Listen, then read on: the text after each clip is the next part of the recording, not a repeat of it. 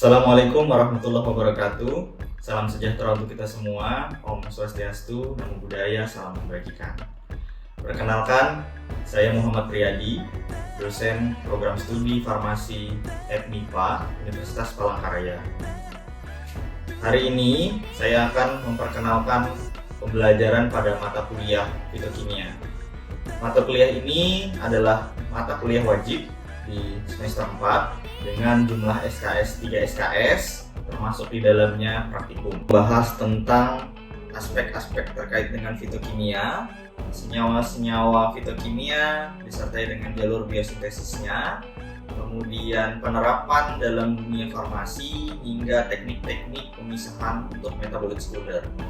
Untuk metode pembelajaran yang digunakan yaitu adalah berfokus pada student center learning, di mana terdapat di dalamnya keterlibatan mahasiswa dalam suatu proyek berupa project based learning dalam masa perkuliahan.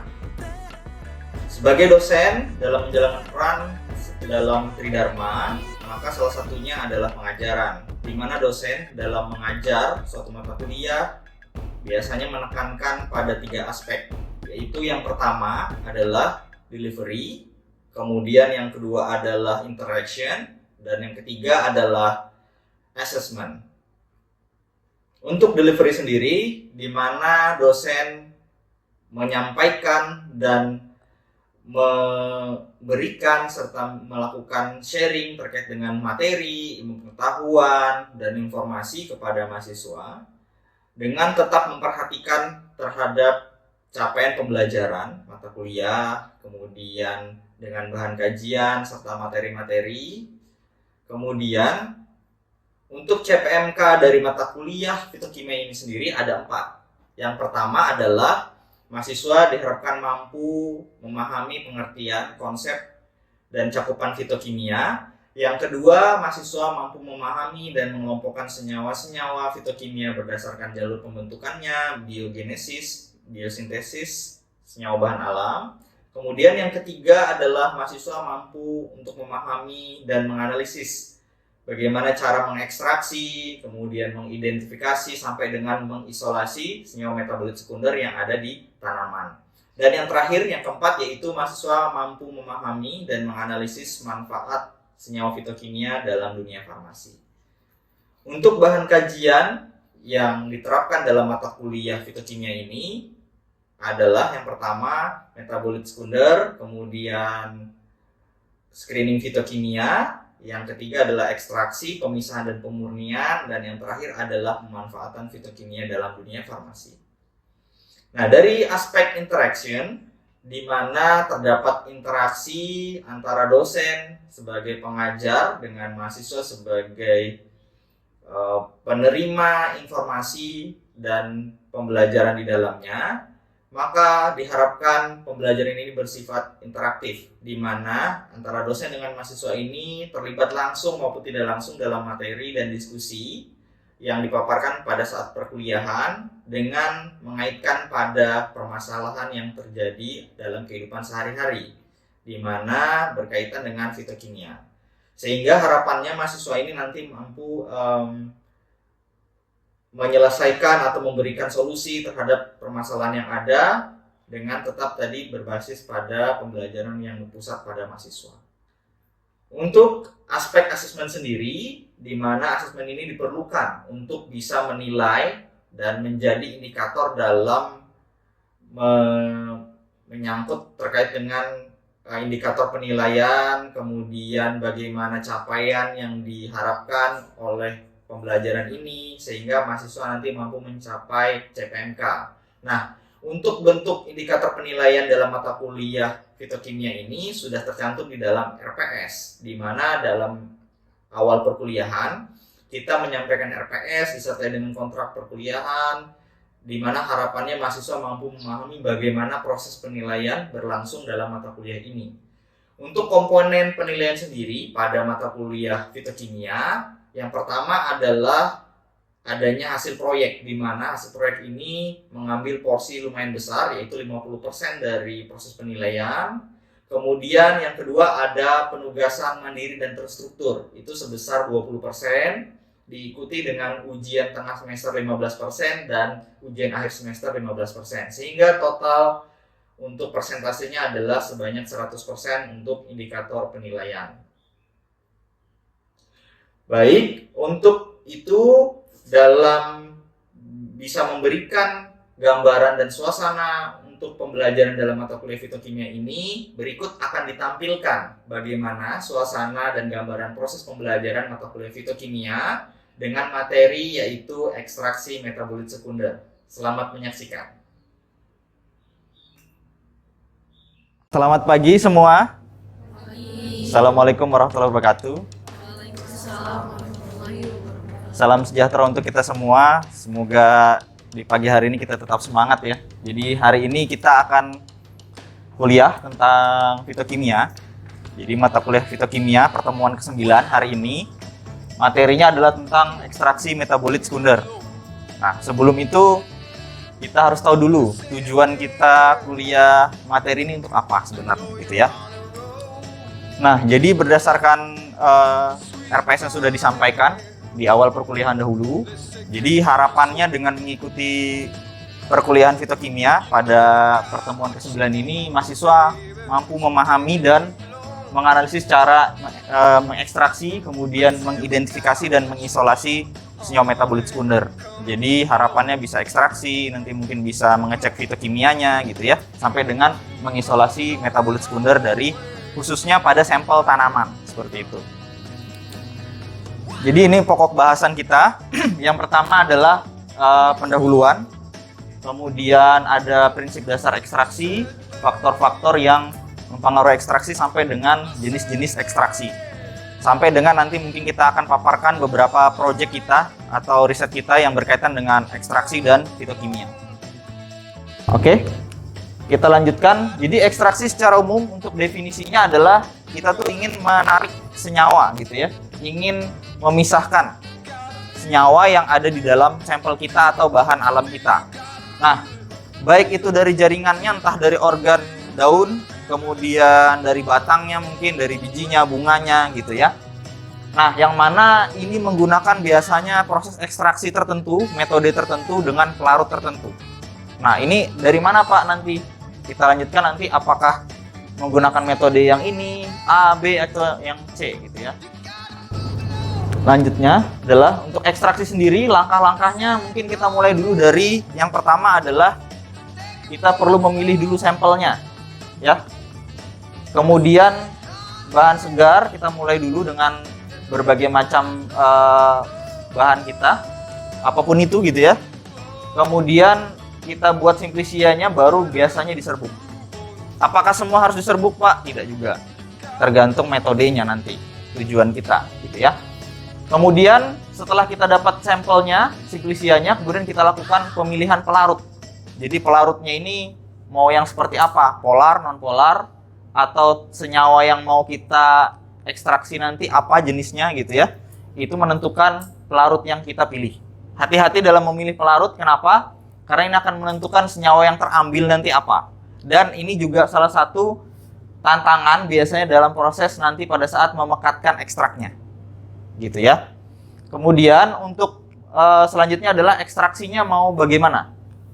Tergantung dari karakteristik bahannya, bentuknya, kandungan air gitu ya, sifat senyawanya. Kemudian tujuan ekstraksi itu apa? Hanya untuk awalan saja atau memang untuk sampai isolasi? Ingat, untuk screening awal itu ekstraksinya nggak usah banyak-banyak, dikit-dikit saja. Kenapa? Karena masih awalan, kita masih belum tahu karakteristik dari sampel kita bagaimana. Kemudian kalau sudah oke dari screening, kita sudah tahu fitokimianya, sudah tahu senyawa target kita apa, nah baru kita bisa lakukan ekstraksi massal atau dalam jumlah besar biasanya gitu ya. Nah, untuk ekstraksi sendiri beberapa metode kita kategorikan menjadi dua. Yang pertama adalah secara konvensional. Jadi zaman dahulu kala tuh udah banyak orang-orang tua atau nenek moyang kita tuh sudah melakukan dari dulu. Cuma ada juga yang sekarang yang udah modern, yang agak canggih dikit dengan bantuan alat-alat gitu ya. Nah, yang pertama mulai dari maserasi, propalasi, dekoksi gitu ya, reflux, soplet, kemudian ada modern nih macam-macam, ada yang microwave, ultrasound ya, sampai dengan supercritical fluid extraction. Jadi dengan menggunakan alat-alat canggih, ya. Tujuannya apa? Tetap mengambil sebanyak mungkin metabolit sekunder yang bisa kita dapatkan, gitu, dengan cara yang paling efektif, paling efisien. Tapi tetap disesuaikan dengan kemampuan yang kita punya, gitu ya. Jadi kalau misalkan kita nggak punya microwave, ya udahlah pakai yang ini aja, nggak usah memaksakan, gitu saya ya. Harus pakai yang canggih pak, gitu. Beli lagi belum segala macam bahannya, gitu ya. Mending kita pakai yang pasti-pasti aja, yang ada di lab, yang kita punya, dan kalau bisa murah, ya murah. Itu kuncinya ya. Ini adalah contoh dari hasil proyek kami atau riset kami, di mana sudah dilakukan beberapa tahun yang lalu dan juga ada yang baru dilakukan tahun kemarin, di mana kita mencoba untuk mengekstraksi, contohnya adalah temu kunci sama serai. Jadi kita cara yang paling murah aja, yang gampang, dengan cara maserasi. Pak, maserasi itu gimana Pak? Ambil simplicianya, diserbuk, kemudian kita pakai pelarut tertentu. Di sini kita pakainya etel asetat dengan perbandingan biasanya 1:10 atau 1:5. Nah, kita pakai 1:10, tinggal direndam aja, udah. Direndam di dalam toples atau wadah tertentu yang agak kedap, kemudian didiamkan kurang lebih 3 hari, 3 kali 24 jam. Dimana Pak? Apakah didiamkan saja, gitu ya? Biasanya 1 kali 24 jam atau 1 hari sekali itu perlu dilakukan pengadukan. Ngaduknya berapa lama Pak? Apakah sejam, 2 jam? Ngaduknya bentar aja, 5 menit. Yang penting apa? Terjadi pencampuran atau homogen antara pelarutnya sama dengan serbuknya, simplicianya. Nah, dan ingat pada saat melakukan maserasi, kita perlu perhatikan jangan sampai pelarutnya kering. Gitu ya, hati-hati. Makanya saya bilang terus kedap. Nah, setelah kita lakukan maserasi selama 3 hari, biasanya kita baru pekatkan. Jadi ini disaring dulu, ya. Pak, disaringnya gimana Pak? Saringnya jangan semua sama serbuk-serbuknya disaring juga. Cukup airnya saja. Kenapa? Harapannya pelarut ini sudah berisi dengan metabolit sekunder yang kita ambil. Jadi ini saja yang disaring. Kalau sudah didapat disaringnya, baru kita lakukan proses pengentalan dengan menggunakan alat apa tadi? Evaporator atau water bath, gitu. Tapi di sini berhubung pelarutnya etel asetat, kita pakainya evaporator. Nah, kemudian kalau misalkan diuapkan tersebut masih agak cair, gitu ya, bisa kita kentalkan lagi dengan penggunaan water bath. Jadi dipanasin lagi, mungkin sehari, 2 hari, atau 3 hari. Begitu dia sudah dapat hasil yang cukup kental dengan bobot yang cukup konsisten sudah ya. Jadi hari pertama, kedua dicoba ternyata bobotnya tetap sama, gitu ya. Maka itu sudah sebagai kuncian kita untuk menentukan bobot ekstrak kita. Misalkan Pak, saya dapatnya 100 gram misalkan, gitu ya. Saya tadi pakainya 1 kilo, berarti berapa rendemannya? 10%. Gitu ya. Itu disebut sebagai rendeman. Oke, ini ada 2 ekstrak. Kemudian ada juga ini dengan menggunakan metode lain, bukan maserasi tapi menggunakan reflux. Jadi penelitian kami bersama dengan teman-teman, gitu ya, 2024 kemudian dilanjutkan 2025, kita coba mengekstraksi bajakah kalalawit dengan menggunakan metode reflux. Kira-kira pelarutnya gimana? Polar atau non polar? Pelarutnya reflux tadi panas atau dingin? Panas. Nah, ini perlu uap. Kita menggunakannya aquades atau air. Ya. Kira-kira air ini kalau diuapkan evaporator agak susah. Saya bilang tadi etanol 70% itu agak susah dan banyak kejadian sudah. Ya. Kok ini nggak bisa kental, Pak, gitu. Karena memang susah. Air itu susah sekali. Titik didih air berapa? 100 derajat. Ya. Nah, itu untuk evaporator tidak nyampe segitu. Ya. Oke, kita coba menggunakan reflux dengan menggunakan sampel kita adalah daun bajakah kalalawit. Kita reflux dengan aquades. Kemudian dapatlah larutan, ya, ekstrak. Kemudian kita coba, Pak, kira-kira evaporator bisa nggak menguapkan atau ngental? Agak susah. Kenapa? Karena dia menggunakan apa tadi? Air. Ya, Karena air kita pakai instrumen freeze dryer. Ya, jadi freeze dryer nanti dimasukkan sampelnya di sini. Freeze itu apa sih artinya? Beku. Dibekukan. Minus 50, minus 20. Baru nanti di vakum. Disedot vakumnya. Artinya yang membeku itu adalah apa? Airnya. Airnya nanti baru kita sedot di sini, sisa apa? Serbuknya saja. Ini hasilnya. Pernah tahu kopi? Kopi yang serbuk-serbuk, granul-granul? Indokopi atau apa ya? Nescafe ya? Nah, itu kayak gini. Granul-granul hasilnya. Kalau enggak serbuk seperti susu bubuk itu, nah kayak gitu. Jadi seperti itu untuk proses ekstraksi. Kemudian kalau sudah dapat, kita lanjutkan dengan uji atau pengen tahu kita kandungan fitokimianya, metabolitnya apa, kita menggunakan instrumen GCMS. Selain GCMS bisa apa Pak? Bisa dengan metode kualitatif. Kalau kalian belajar kimia kemarin sudah tahu metode kualitatif menggunakan apa? Reagen-reagen gitu ya, reaksi pengendapan, warna atau yang lain, bakar, direbus, di apa gitu ya. Itu dengan menggunakan metabolitnya tuh dicek dengan kualitatif. Kalau ini menggunakan kualitatif plus kuantitatif. Gitu ya. Iya, mau tanya. Ya, silakan Elia coba. Saya mau tanya di bagian metode. Ya, silakan. Yang mana? Di metode ekstraksi ini kan ada metode modern tuh. Ya. Menggunakan ultrasonik. Nah, jadi pertanyaannya dalam penggunaan metode ekstraksi dengan menggunakan metode ultrasonik, bagaimana pengaruh frekuensi dan lama pembuangan gelombang dapat dioptimalkan untuk memastikan ekstrak tanpa menyebabkan kerusakan senyawa radioaktif. Oke, pertanyaan tadi ini ya, bagaimana isinya dengan menggunakan ini pengaruhnya kemana? Oke, ada lagi nggak yang tanya? Serius deh, kalau tanya silakan. Ya, Jo, silakan Jo. Iya, bacakan nih, apa?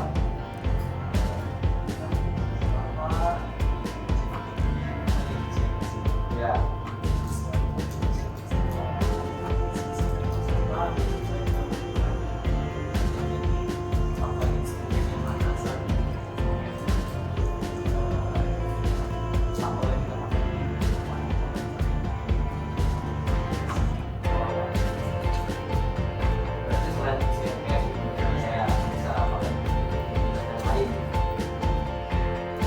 Iya, terima kasih Elia sudah nanya. Jadi untuk pertama, untuk metode ultrasound ya. Jadi untuk penggunaan ultrasound sendiri ini menggunakan gelombang tertentu yang pasti dia suhunya nggak tinggi. Kemudian proses paparannya frekuensinya juga nggak lama, sebentar saja. Jadi bisa dibilang semakin canggih itu makin gampang mengekstraksi, makin cepat, makin mudah, dan hasilnya makin banyak. Gitu ya. Cuma tadi lagi-lagi terbatas ke biayanya, kadang ketersediaan alatnya gitu ya. Jadi kita perlu kadang mengakal-akali untuk proses ininya, teknisnya gitu ya. Yang penting secara prinsip sama. Gitu Elia. Oke, kemudian yang selanjutnya dari Joe, pertanyaannya bagus nih Joe nih nanya nih. Padahal ini ya. Oke deh. Jadi Pak, kira-kira selain GCMS apa Pak? Atau mungkin kira-kira instrumen apa yang cocok, metode apa yang cocok untuk bisa ngecek fitokimia? Saya bilang tadi, kita perlu pendekatan dulu, mau kualitatif atau kuantitatif. Kalau kualitatif banyak juga. Apakah bisa pakai UV vis? Boleh. Tapi ingat, ekstrak itu isinya banyak sekali metabolit sekundernya. Ada ratusan ribuan. Jadi kalau jumlahnya terlalu banyak, itu agak susah kadang kita mengidentifikasinya. Ya nggak? Jadi kadang alat-alat ini terutama seperti GCMS, HPLC, LCMS atau yang lain gitu ya. Itu biasanya dia hanya untuk awalan dulu kita lihat gitu ya. Karakteristik dari sampelnya juga perlu kita pastikan dulu. Secara umum mungkin GCMS ini, Jo, digunakan untuk senyawa-senyawa yang mudah menguap. Biasanya minyak atsiri. Jadi kalau sampel kita tuh minyak atsiri, itu biasanya pakainya GCMS. Tapi kalau sampel umum, cairan atau yang semi solid misalkan, kita bisa menggunakan yang LC-MS. Gitu ya. Jadi kalau ditanya, Pak ada berapa? Ada banyak banget sebetulnya. Apakah bisa pakai UV vis, Pak? Bisa juga, Jo. Untuk apa? Untuk kuantitatif biasanya. Untuk apa? Kuantitatifnya harus tahu dulu senyawa targetnya apa. Misalnya kita mau cek quercetinnya misalnya, atau flavonoidnya, Pak. Boleh pakai dengan UV vis. Tapi kita harus tahu dulu. Kalau UV vis kita perlu tahu panjang gelombangnya berapa. Quercetin itu berapa? Kalau kita sudah tahu panjang gelombangnya, kita bisa mengidentifikasi quercetin itu pada panjang gelombang tertentu jumlahnya ada berapa. Gitu ya. Oke. Gitu ya mungkin ya. Sekian dari saya. Terima kasih banyak sudah hadir. Mudah-mudahan sedikit banyaknya bisa memberikan pengetahuan, informasi. Kurang dan lebihnya saya mohon maaf. Saya tutup. Wassalamualaikum warahmatullahi wabarakatuh. Selamat pagi. Demikian video pembelajaran mata kuliah fitokimia dengan materi ekstraksi metabolit sekunder, di mana dalam pembelajaran ini materi disajikan secara informatif dan sistematis sehingga memudahkan mahasiswa dalam memahami proses-proses penting dalam proses ekstraksi senyawa aktif dari tumbuhan.